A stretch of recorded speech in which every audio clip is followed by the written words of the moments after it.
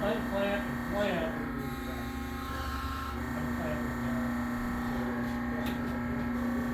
So I can move it open just a little bit. You can put it, you can assemble the components and then reclamp it.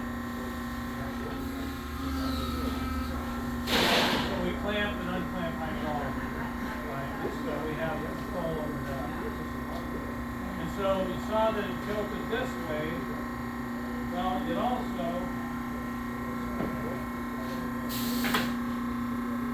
tilts this way.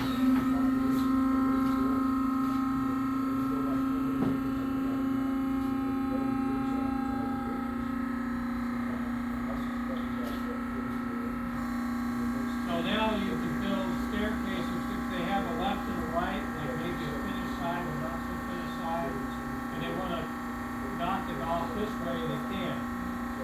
And that was Lowell's suggestion. And I have a derogatory remark about that.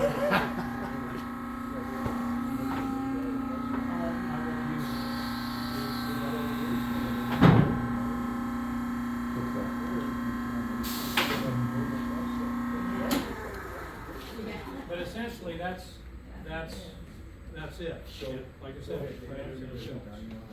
there you go.